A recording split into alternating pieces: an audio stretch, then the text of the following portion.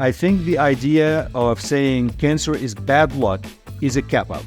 That is wrong. We need to make sure people know and are aware of what's going on. We are all patients, either current patients, previous patients, or future patients, period. No one is going to ever escape being a patient and being in the healthcare. Welcome to Target Cancer Podcast. My name is Dr. Sanjay Juneja. I'm a hematologist medical oncologist, also known as the Onc Doc on social media. And I am very excited today because we've done several podcasts on talking on solid tumors and what causes them. And we've gone down the metabolic track about sugars and metabolism and mitochondrial injury. And the one thing I keep saying in the comments is, which is important, I'm like, I don't know if all of these things apply to blood cancers. And the reason for that is blood cancers just behave a little differently, especially if they're in the bone marrow. Lymphoma is kind of this weird thing in the middle. But with all of that said, the bigger point that we're going to address is when everyone asks that question, what caused my cancer? Or did this or that cause my cancer? And usually the answer is no, but rarely the answer is yes. And I, for that reason, think it's the right thing to do to talk to a man that was on the forefront of basically validating for patients that, hey, there are scenarios where it's not quote unquote bad luck or whatever you're told, and there are things that cause it, how he came across it, and really talking about cancer as a whole, understanding that fact. I have none other than Dr. Chadi Nabhan, who is the chairman of Caris Precision Oncology Alliance. He has just been amazing when it comes to like kind of the litigation part of cancer stuff, which is not really his interest. He fell into it because he's very good at what he does. He's a lymphoma specialist. He did primarily blood cancers. He is now an author. He has a fantastic book that's on my shelf, and the bookmark is already in it. And with all that said, I couldn't be more excited to have you, Chadi. Thank you for being here. Sanjay, you're very kind. This is an introduction I definitely do not deserve. I really appreciate being on your show, and I'm a big fan and look forward to our conversation. And I hope after this introduction, I won't disappoint viewers and listeners. No, I haven't said this before, and I can tell you why you won't, because I've heard your name multiple times in multiple scenarios at like the Hematology World Conference and oncology, like, you should talk to him. And I'm like, I really want to. And then here we are. So we talked about that before we got Serendipity. That's right. This is due now. So I'm going to get into the very first question that a lot of people have asked. A lot of people. And that is the brand name RoundUp, right? And there was this not even concept, but this admission that there are things that are in everyday products or that people are exposed to that can cause a scary cancer, especially for decades, that was treated very aggressively with intense chemotherapy that usually causes side effects even down the road. We've heard about a lot of things on Netflix, here there was some leakage in the water, this and that and the other. We're talking about a very common product. So that is confirmed that it causes lymphoma. And before we get into how that came to happen and how you were the man that was really like in the center of that to make that right, I think for patients and the industry, and I know it was a bold move, and I can't wait to dig into all that. As an academic doctor, the bold move, but you did what I respect is the right thing. You said, we need to take responsibility for, saying yes or no when it comes to a very scary illness. But all that said, how does RoundUp cause lymphoma, or why? Or do we know? Yeah, I mean, it's a good question. Look, I mean, I think that in my mind, that question is settled, that RoundUp causes non-Hodgkin lymphoma in some patients. I think it's fair to say that it does not cause lymphoma in all patients that use it. And lymphoma is caused by many other factors, not only by RoundUp. And as you just said, Sanjay, the majority of lymphomas, we don't know why they occur. So I think it's important to recognize that, as a weed killer, there has been research studies that linked non-Hodgkin lymphoma, the development of non-Hodgkin lymphoma, to RoundUp, to the use of RoundUp. But your question at its core is, do we know the mechanism by which RoundUp causes non-Hodgkin lymphoma? To step back just a little bit, the main ingredient of RoundUp is glyphosate. So there's glyphosate, and there are surfactants with glyphosate, and some water and other chemicals. All of this together basically make RoundUp. There has been some theories, but most of the theories focused on chromosomal damage and breaking the DNA and impairing the cell's ability to repair the DNA. So there's been some studies on that. There has been some studies on glyphosate inducing oxidative stress. And as you know, and as your viewers and listeners know, oxidative stress could be problematic, could be in certain situations a mechanism by which certain cancers develop. But I still don't believe that we know the entire way or the mechanisms by which it potentially causes non-Hodgkin lymphoma. But these are two plausible suggestions that have been published and written about. So to that point, so we've talked about things like where you have a damage, you have basically damage control, things that repair or destroy something that is problematic that could become cancer. The most notorious example is lymphoma syndrome, right? TP53. That is like your main regulator. That is everything that keeps order.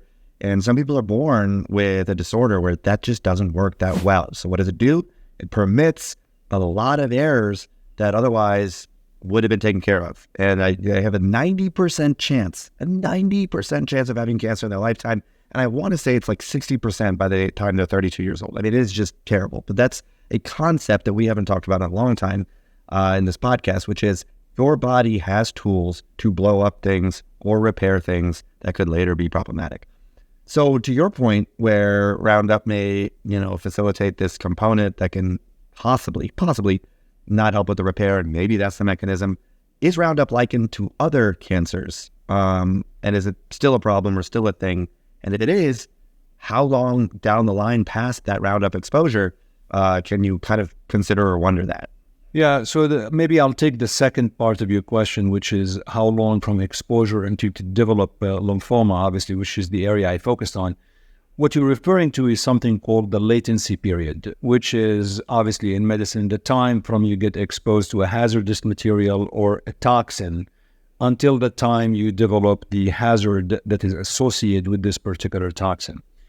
And it's not really clear whether there's an actual binary time frame by which you can confidently say that if you have been exposed less than 5 years, you're okay, more than 5 years, you're not. I think the devil is in the details, and every particular scenario is different. Imagine, just to bring it, closer to your viewers and listeners' ideas. So, if you ask your patient, which you do every day, do you smoke? And the patient says, yes, I do. That question is not sufficient. You did not get a satisfying answer. You'd like to know, how much does he or she smoke? How long have they been smoking? Maybe the type of tobacco. I don't know but I think you'd want to elaborate more. It's almost like asking somebody, do you spray RoundUp? Yes, I do. Well, that's not enough. Do you spray every day? Do you spray 8 hours a day? Do you spray once a year? Do you wear protective gear? So I think the devil is in the detail, and that's why one head does not fit all. And I'll explain in a little bit about the first case as an example with Mr. Johnson versus Monsanto, where he sprayed 5 days a week, every single day for 2 years. That's a different kind of an exposure than somebody else. So I don't believe we have an accurate latency period. It could be short, it could be long, but that is really the time of exposure. So I think it has to differ between each patient. And I think the other question you had hasn't been linked to other cancers. I did not really study that thoroughly. I did not look at the association with other cancers. I think the data mainly is in non-Hodgkin lymphoma, but this does not mean that it may not be linked to other ailments or other diseases. It's possible. I have to tell you though, Sanjay, I think I'm more concerned about the fact that RoundUp is in our diet, is all over. If you think about it, because you spray the weed killer on the crops, you spray them on the seeds. So your listeners must know that the GMOs led to the development of RoundUp-ready seeds. So farmers can actually the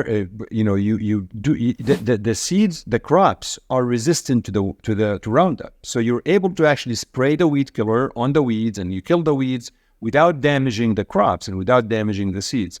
So that's why the explosion of the use of RoundUp increased in the mid-90s when the RoundUp-ready seeds became available. But what that means is it's in corn, it's on soybean, it is on alfalfa, on cotton. So it's probably in cereal, it's probably in bread, a lot of things that we actually consume. Is it possible? I don't have the answer to this.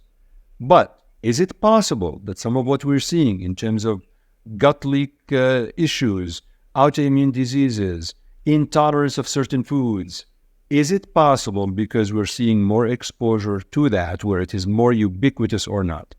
I don't have the answer to that, but the more I learned about Roundup, how often it's used, and all of this, I certainly became intrigued that there is a possibility, maybe there's a link between Roundup and other ailments beyond cancer.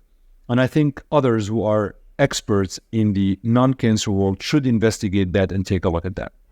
We pardon this interruption real quick. If you're enjoying this podcast or find it valuable for what we discuss and the education and how people see and think about cancer in general, we would very much appreciate a like, subscribe, and especially a share so we can bring that information as maximally and broadly as possible. Thank you so much for listening. If we can get nerdy for a second, or academic, like in the basic science way, this is completely like... I'm a nerd, by the way, every day, not in basic science. I'm as nerdy and geeky as they get, except not scientifically. I just happen to be a geek. You just are a geek. You're just pan nerd. I'm the same way, so I love it. Exactly. Yeah. I always tell my residents, or my residents always tell me really after rotation, they're like, one thing I didn't appreciate is how much you can learn from patients, not like learn about yourself, this and that, just literally learn. Like they have jobs and trades and things that you just have no idea that you're pretty to be able to pick the brain of, and you can become a jack of all trades. But that's a different podcast. But the nerdy basic science part is the reason, and this is just in my logical brain here, that lymphomas maybe have a little bit more of an incidence with Roundup because the lymph system kind of is clearing out those, toxins. And basically, I think people don't even know, I don't even know if we've talked about what the lymph system is on this podcast. Do you want to explain that real quick? And maybe is there a link to why when you're having these chemical compounds that it seems to be more of a blood cancer thing when you have heavy metals and paint and all this stuff? Like, why are some predispositions more about lymphomas and leukemias? Why? Versus the other things that are more like associated with pancreatic cancer and liver cancer. Yeah, I don't think in cancer. Look, I think in cancer we have sometimes more questions than answers, right? Why does smoking increase the risk of bladder cancer or lung cancer and hardly or head and neck cancer, but really doesn't have an increased risk of GBM, glioblastoma or sarcoma? Or I think it's not always clear why certain exposures to hazardous materials increase the risk of particular cancers versus another. I think as you and I know, and as your listeners and viewers know, these are areas of active investigations trying to understand whether these particular toxins cause particular issues on the cellular level, on the DNA level, on the RNA level, in that particular cancer cell, in the particular cell versus another. My studying of the link between glyphosate and lymphoma really about the DNA repair, chromosomal damage, oxidative stress. I don't know. I think there are probably other reasons that we should investigate. But a lot of times, you always wonder. Why would smoking increase the risk of bladder cancer? It's like you're inhaling the tobacco, so maybe you can justify the lung piece, but 90% of transitional cell cancers, occur in smokers.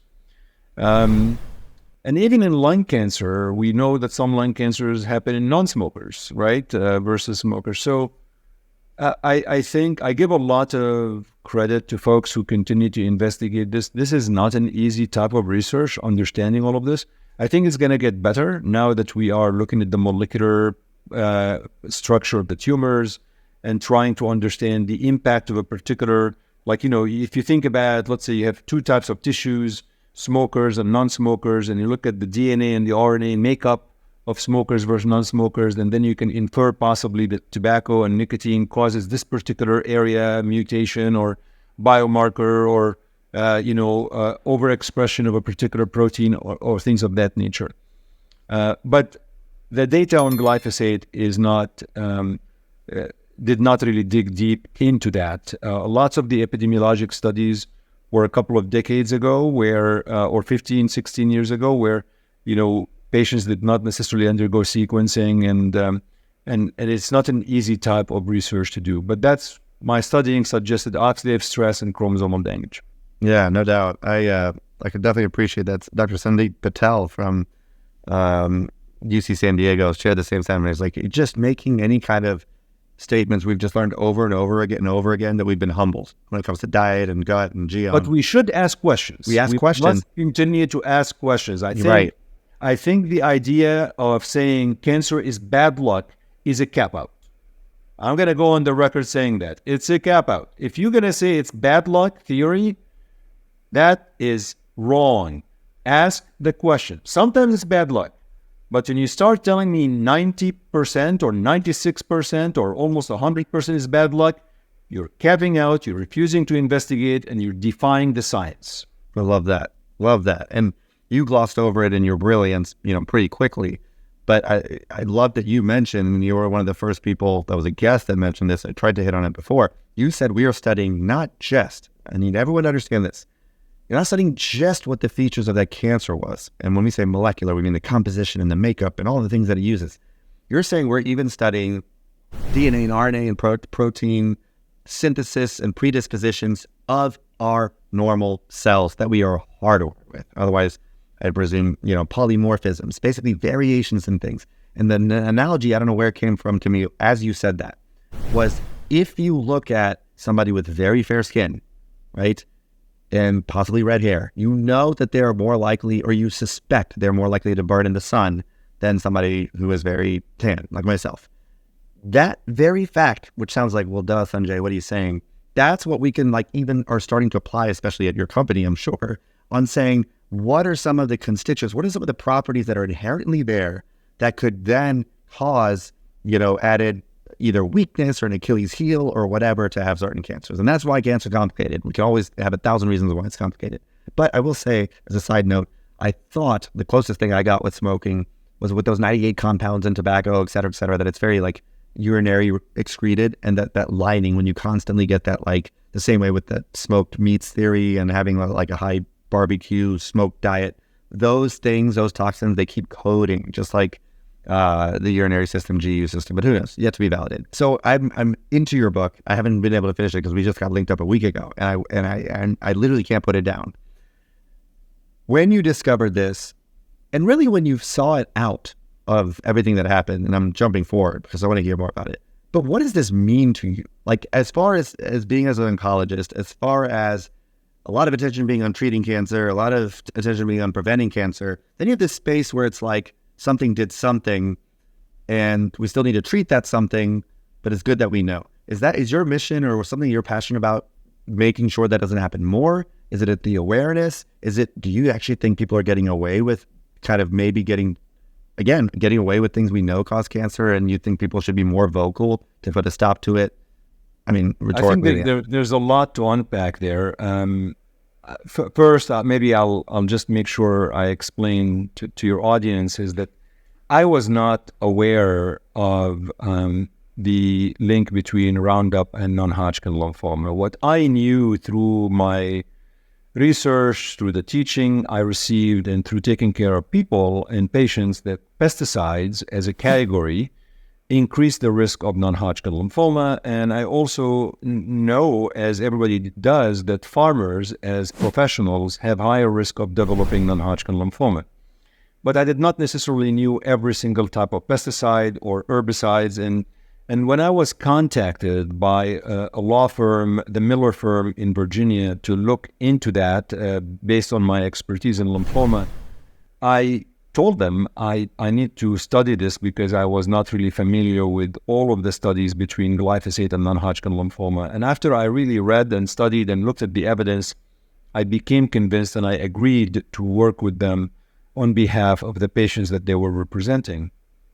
So that's really how it all started. But the reason for writing a book about it and about the litigation, about the trials, we need to make sure people know and are aware of what's going on. That's number one reason. That's the most important thing, because we are all patients either current patients, previous patients, or future patients, period.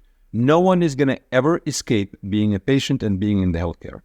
And I think I wrote the book in a very easy to read language. It is not written for doctors. It is not written for lawyers. It is not written for anybody who is a healthcare professional. It is written for people, because I wanted to reach more people as much as possible so they are aware of what's going on. So awareness is key. That is very important. Number two is really demanding more from our regulatory agencies.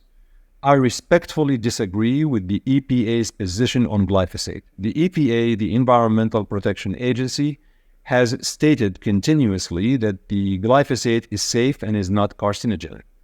But I go in the book in the history of how this actually started, because at some point in the beginning, the EPA thought it was carcinogenic. And then subsequently, they changed their position without any data to suggest that they need to change position. So your readers are going to really scratch their head, like, what happened? Why did they really change their position? But I think we need to demand from our regulatory agencies more rigorous review of the evidence. And ultimately, you have to err on the side of safety for patients. So a compound does not need to be 100% certainly that it's going to cause cancer in anybody who's exposed to it, but you need to warn people. You know that smoking does not cause cancer in every smoker. You know that. You know people who refuse to stop smoking. They tell you, my grandfather smoked 2 packs of cigarettes a day, hit it till 100. Well, that's great. It doesn't mean that smoking is good for you. But consumers today, you can go to the store and buy a pack of cigarettes, and you're in your all right to do that because you're obviously have an informed consent. You know the risk, and there's a warning label on smoking, on cigarette, pack of cigarette telling you this. So you need to err on the side of safety. Tell people that this could potentially cause, the main ingredient of RoundUp potentially could be carcinogenic to some patients. That's all you have to do. Let the consumer then, if they want to still consume it, they are doing it on their own risk, if they're spraying with it, or they use protective gear when they do it. But to refuse to acknowledge that is really not appropriate in my opinion. So hopefully the book sheds some light into what happened with the EPA and why we need to demand more questions and more science from them. So these are the two main reasons. And maybe the last part is sharing a little bit of my own vulnerabilities as an expert witness who's never done that actually before and who found himself in the courtroom with these 3 major trials. And I was not shy of telling people how scared I was, how nervous I was. And I think, it's not something I, ever thought I would be doing, but here I was, and I did it, and I think the readers will realize some of the vulnerabilities that we all have, and I was not shy of admitting them. That's amazing. As you were saying that about the labels, I have to ask, and pardon my ignorance. There is no warning label on RoundUp right now. Yes, but if I'm not mistaken, I think I recall that when I have bought things like toys for my kids or, other devices, maybe from eBay or Amazon and stuff, if it came from other countries, I remember the first time I saw that label, like this could cause cancer, I was just like, why is this here? Like, how did I even purchase this, right? And then I started seeing like a couple of more things and I realized it was actually fairly common. Like the threshold was much lower coming from these, whether it was, I wish I remember the country, so I sound, again, pardon my ignorance, but those kind of standards or those thresholds to admit that, or at least inform, rather, that something could cause cancer or there has been some relationships. I want to say even in California, there's like some, like their regulatory, Yeah, they have something called Prop 65, which usually really follows the IARC, which is the division of WHO. So if the IARC, which is subdivision of WHO, classifies a compound as cancerous, Prop 65 in California follows suit usually. And so if they classify it as such, that's something that's still only classified in an American organization, or is that a worldwide thing? No, you talk about glyphosate in general? For like that prop? This is state of California. They follow the IARC specifically. So the IARC stands for the International Agency of Research on Cancer. It is a subdivision of the WHO, the World Health Organization. And what IARC does, they usually, their task is to look at compounds or materials that are used ubiquitously in the world, and that there's some suggestion they may be harmful. And what they do is they look at the published evidence to evaluate whether this is a carcinogen or not carcinogen. So glyphosate was the compound that was reported on in March 2015. The IARC investigators, they met in Lyon, France, and they issued the report that they reviewed animal studies, mechanistic studies that we just talked about, and human studies, which are mainly epidemiologic studies. And they came up with the conclusion, and they gave glyphosate the conclusion it was category 2A. So category 2A in IARC means that the compound is a probable human carcinogen. Category 1, it means it is a definite carcinogen. Category 2A, it means probable. And the reason they have that is because the epidemiologic studies are not perfect. So, as any study is not perfect. But to give you an example of something that's category 1, EBV, right? Epstein-Barr virus. We know it's carcinogen in several cancers. Hepatitis C, active hepatitis C, it's a category 1. Glyphosate was 2A, which means it's probable. So the state of California in general, they follow the IARC, whatever the IARC comes up with. But that's what the IARC does. So, they look at pretty much they issue statements sometimes twice a year, sometimes more, depending what they review. And the paper on glyphosate was published by Guyton et al., and this came out in, I believe, May 2015 in Lancet Oncology. So after they get the report and everything, it gets published in Lancet Oncology. Wow. And people can look up, like, for their own curiosity in IARC pretty easily, right? It's like public information. And It's actually, they go to the website and they could look at all of the prior reports. And I do have references on that in the book, because the book is heavily referenced, because it's important for people to see where the data is coming from. Because everything in the book, by the way, is public information. Once you go in public court, if we sue each other, Sanjay, and we go into court, it's public information. Unless the judge says this is closed, like nobody can actually do anything. But other than that, everything is open. So you see the testimonies, you see the information, the evidence, the exhibits, because it's public court. And the only thing that people cannot see is anything that the judge seals as confidential, and they're not allowed to see. Other than that, it's all public information, and I think your viewers and listeners can verify a lot of the information. There are references in the book, but they can go to Dr. Google and find a lot of the information as well. What I did, hopefully, is provide this in a concise manner, but as a story. Like I like storytelling, and hopefully this came out as a story. Awesome, that's neat. I mean, really, last weekend I had a kind of a meeting with some more visible medical educators and social media, to a degree, and the president of AMA, Jesse Earnhardt, and we really talked about, like, doctors and healthcare professionals in general are just not proactive enough about, like, advocacy and, like, legislative things, like whether it's like making sure that the emotional health of physicians or the health of the patients aren't compromised.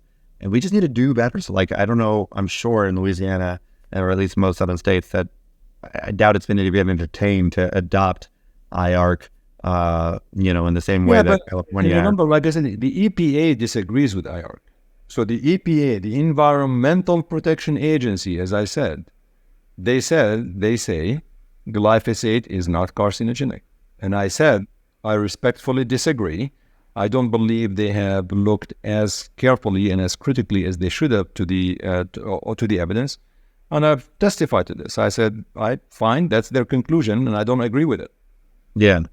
But even so, it just, for people, and people nowadays are way more, they want to be way more involved. They want to, like, use, and I think rightfully, justifiably to a large degree, like, heightened caution. It's not this kind of patriarchal, matriarchal dictatorial, like, it's not a problem, and I told you it's not a problem. People are a little more mistrusting, and I think it's somewhat rightfully so. I think the whole COVID pandemic definitely showed the fallibility and the humility of medicine and everything. For those people, like, again, if you didn't know that about California, and at least in understanding that IARC is different and all that, those are things that can happen, change in state levels. Like Louisiana has one of the worst cancer rates in the country, like by far, has been forever.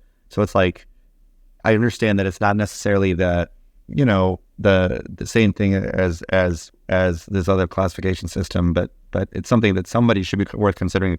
Hey, why has our state, policy looked at this, and should we adopt it like California has?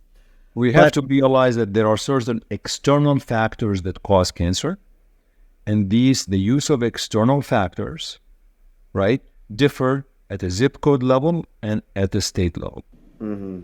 I mean, we cannot ignore environmental exposures and where we live and how this might impact what happens to our body in terms of risk versus benefit. There's a reason why, you see, for example, differences in cancer rates in certain states, obesity rates and other things, because, there are other factors that contribute to these things.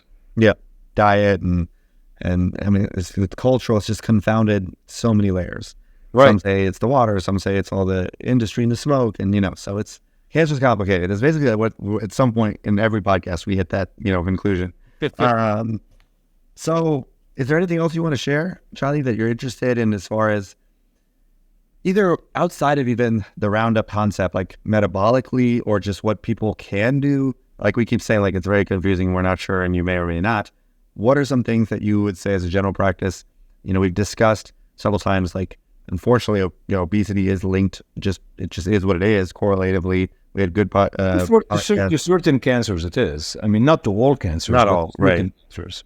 And then we had, Jason Fung, the author of the Obesity Code, and the Cancer Code, and the Diabetes Code. I think really, like, he has his kind of similar to Thomas Seyfried when it comes to low glycemic diets and kind of the mitochondrial injury. Do you have it somewhat of a position, or do you think it's more serendipitous than I guess maybe people can appreciate as far as the polymorphisms and all? I think we've made significant progress over the past 20 years. I think we are literally at the tip of the iceberg in terms of understanding why certain cancers occur.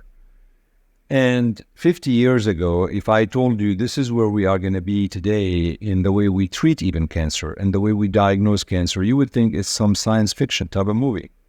If I would tell you I'm going to know the DNA and the RNA of a tumor, and I'm going to have a target, and I'm going to direct a magic bullet to that target, and the cancer cell would die, it's like, get out of here. Right. But here we are. So imagine what's going to happen in the next 10 to 20 years. It's all good for patients because, as I told you, we're all going to be patients. But the way I have looked at cancer always is that there are certain elements that we can control and certain things that we can't control. Unfortunately, nobody lives forever, and as we age, our ability to repair the damage that occurs to certain cells become just worse. Our immune system become worse, and that's why we see cancer in older folks more than 65 or 70 years old. It doesn't mean that we shouldn't ask older people about their exposures and other reversible risk factors, but facts are facts.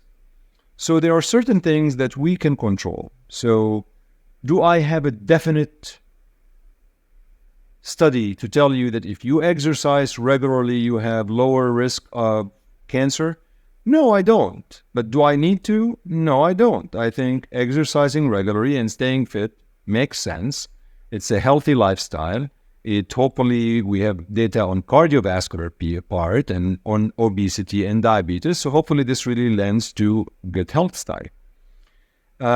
We can control tobacco use. We can control alcohol use. We can control exercise. We can control our diet. It's very difficult. The diet piece and how the diet affects cancer is all over the place. I actually have a podcast coming out on my own podcast on diet and cancer. It's always, it's not easy, right? I mean, there's stuff on your podcast who talked about keto diet, metabolism, other things. To the extent you could do it without having a miserable life, because you live only once. You can't just say you can't eat anything. But then there are things you can't control. I mean, if you have the Lynch syndrome or the BRCA1 or the BRCA2, this is just something that happened. I mean, what are you going to do? You can't really control that. You can't get rid of a mutated gene, and you just have to manage the issue. And then the environmental piece, I'm a firm believer it does have an impact. But what does the environmental stuff do? They just damage the cells that we have. And the damaging the cells, then they become cancerous. So I tell my patients, I tell people, focus on the things that you can control. Work on these. Stay fit. Don't gain weight. Don't be obese. Don't smoke. I personally don't drink alcohol. I think others probably do. And I think, the data is depending on the cancer. There's some strong data and some weak data with alcohol. And then I say the things you can't control, just hope that the science advances. That if something happens, we'll be able to control it and treat it. I mean, what can you do about things you can't control? 100%. I think that nails it on the head. That's definitely our most common, from our experts, like it's true. I think that's where wisdom comes. With wisdom comes the realization that there's so much more to learn, like we said earlier, and so anyone that tells you absolute the first question that your patient asks you when you see them, why did I get this? Yeah. It's the first question we get asked, and it's a fair question. And sometimes you say, I don't know. I just don't know. But let me check X, Y, and Z and investigate. But the idea is that you always don't know and you refuse to investigate. The idea is that this is bad luck, is, as I said, a cop-out. And this is one of the defense ways that Monsanto has argued. It's the bad luck theory. I promise you, if it was one of the Monsanto executives who had the cancer, they would not take that bad luck theory as an answer. They would want to know why. And sometimes that why, the answer to that why is bad luck. I don't know. But don't say that before you investigate. Don't say that before you investigate. Think about a young patient who comes in with a heart attack. A 45-year-old person who comes in with a myocardial infarction. You are going to ask the questions about all of the risk factors. And sometimes you don't even know, and you may think about clotting reasons why somebody had that because you can't find the cause. But you don't say, I don't know, unless you rule everything out that you actually know increases the risk. The same thing here. In non-Hodgkin lymphoma, we ask the questions about all of the factors that might increase the risk. And we may end up with a reason by saying, I don't know, and let's focus on your treatment and move on. Or you might come up with a reason that might give you the cause, and that might help in managing, counseling, and other things for that patient. So your experience, that makes, again, there's so much sense. And I'm thinking when you say, that I don't know, and if people are listening to this and thinking environmental or nutritional or anything like that, you are knowledgeable or privy to this whole concept, which is initially why we started this podcast on precision oncology and targets, stuff. And then almost got my mind just blown when I had an electrobiphysicist saying it's not even always a molecular problem. It's an escape from the actual bioelectric landscape that causes independent growth, and therefore there's a cancer and it's doing what it's supposed to do to the metabolic part. But you are privy to I believe, the knowledge and understanding of two things. Number one, this whole concept of a blood test for cancer, right? And there's different ways to put it. There's one where if you have a cancer and it's shedding something that's in its coding or DNA, you can kind of catch maybe a piece of that and say, aha, we know that these mutations have a 99.9 or whatever, 90% chance of being cancerous. You just don't usually find them in normal cells. And then you can potentially investigate. But then there's this whole concept of what you're saying, I don't know, or do I really not know? Because everyone keeps saying BRCA and some of these more common ones, TP53 is just the beginning. We're learning all these other things that can kind of make the setting for something to happen or not happen, right? You need to soil the soil properly to have weeds, no, I guess, referential intention there or intentional, I'll leave it to you. And then the desert is just not going to, foster some things. And then you talk about autoimmune. Where are we with that whole concept of a blood test on both? And I have to say this a lot when I'm on news things, but people get it very confused. I'm still cautious about the whole concept of you can catch it really early with a blood test because you have to be able to locate it first. Yeah, well, Yeah, I mean, look, I mean, at the end of the day, the concept of blood tests to detect cancer, conceptually, it's a screening test. I mean, Exactly. it's really a screening test. I mean, what you're doing with a mammogram or a colonoscopy is you're screening. So the only difference in what you're referring to, which what we call obviously in science liquid biopsy, is basically you're trying to screen healthy patient population, healthy people, they're not patients, and using a blood test and hoping that that screening could pick up the particular predisposition to certain cancers. They may not have cancer at the time of the test, but maybe the test will tell you they're going to progress to this. I think we are too early with that. I think it's an important piece, but I would actually caution us that I think it's possible that these early detection blood tests might be more beneficial in certain patient populations versus another. You know, should a 22-year-old healthy person undergo that test versus, you know, a 50-year-old with a strong family history and some risk factors? I think the counseling these patients is different. It's literally like, you know, do you do a mammogram in a 32-year-old healthy woman without any risk factors? You don't. So why not? Why not start at 18? Why do colonoscopies at 45 versus 30? You do it at 30 in some patient population who are high risk factors and all of that.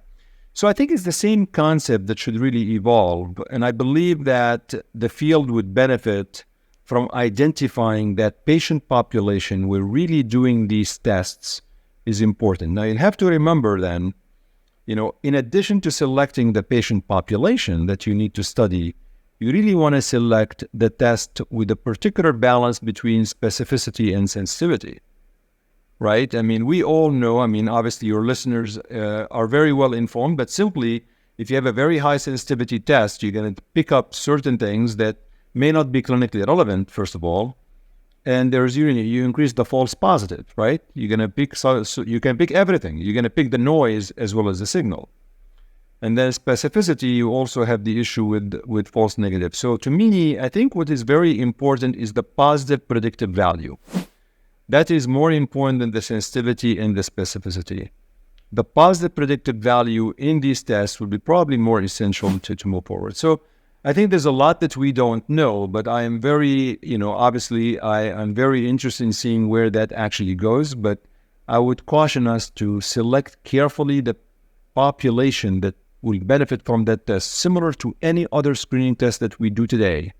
This is another tool of screening test.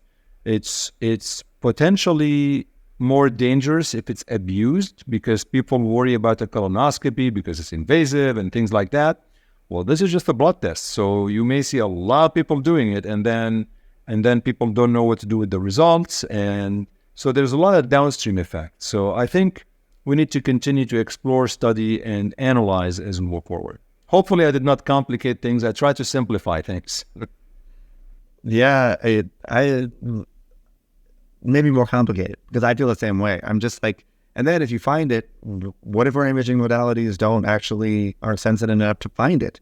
Like, you know it's there, but what are you going to do about it if you don't know where it is? If your CT scan can't pick it up because you need 200 million cells to see it, like, then you just have psychological distress, you know, for no reason. But now I had a guest about ALA, and apparently that's picked up a lot metabolically, and those imaging techniques are like super more sensitive than a PET scan. It's just crazy. But the point is, I think overall, you do the best you can, educate yourself, but then don't worry about it either. Just there's too many serendipitous, you know, pieces at play.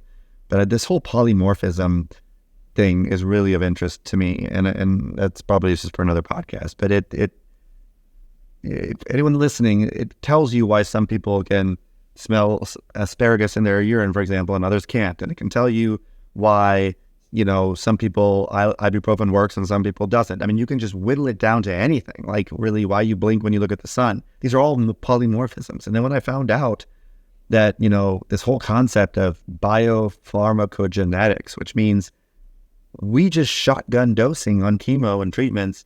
Oh, you're this many pounds and you're, you know, this, you know, kidney function, this is what we're going to give you. And the fact that you could know so much more about the toxicities, overshooting them, undershooting them, based on the abilities of a person to be able to metabolize high on this, low on this.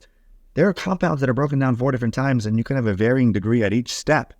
But we just shotgun it all, even though we have the knowledge that these variations exist, and we could do this kind of tailored dosing. I assume it's because it's too expensive, but it's almost like the more you know, the more frustrating it is sometimes, right? Like it's just kind of like worms in the air. Yeah, but I think we're in a very good era in terms of trying to help people and help patients, and we know more today than we ever knew before. With knowledge, there comes additional challenges. We need to figure out how to apply that knowledge on a particular patient, and I think nuance in medicine is very important, and nuance means you really get to know the patient specifically, get to understand what's going on, and being able to apply the scientific information into a particular patient case is not easy. It's almost the art of medicine, right? That's what it is. It's a Socratic method to why. But why? Why this? Why I love that. So I did philosophy in undergrad. So I would like you to read, a portion or two that you wanted to share, excerpt-wise. Well, this is just part of the preface in the beginning. Draining and demanding as the experience was, I must admit that it was also dramatic. In many ways, the experience was akin to being a character in a John Grisham novel or a modern-day version of Silkwood. I'd like to tell you the tale, not as a legal expert, a journalist, or an environmental scientist, but from my ringside seat as one of the medical oncology witnesses. I was someone who had never testified in court as an expert witness before, but suddenly found himself testifying in 3 highly visible trials within 1 year. I invite you to see the American judicial process the way I saw it, at the highest levels, behind the scenes, and with life, death, and billions of dollars in the balance. Reading this book, you can sit behind me and watch epic trials. You'll see a quintessential David versus Goliath battle unfold before your eyes. So I'll stop here. That's awesome. I can already hear you narrating the Netflix show. I did narrate the book, by the way. Did you? Good. So your viewers can actually, if they like audiobook, it's available on audio with my narration. I apologize for having to listen to me for 10 hours. I have an ugly voice, but they get stuck with it. And it's available on Kindle as well. Toxic Exposure. That's the name. And not a toxic voice. I think it's very pleasant. And that's why you have also your own podcast, Healthcare Unfiltered. Chadi, this was a pleasure. I'm very interested to read it, to understand that. I think physicians have just such a poor understanding unless they do it on their own volition in some tiny little, nook of time to be able to understand these things. But unfortunately today, you can't separate medicine and legal and bureaucracy and red tape and standards. It's just necessary ultimately for patient care. So I really appreciated what you did on what sounded like a very stressful time, but it doesn't show on your face or in your hair. So it looks like you did okay. Well, I think the gray hair is not showing as much. I just put a lot of water on my hair to hide the gray hair. But it's a pleasure being on your show, Sanjay. Keep up everything that you're doing. It's really a privilege, and I appreciate your invite. I appreciate you letting me share the podium with you and with your listeners and viewers. Awesome.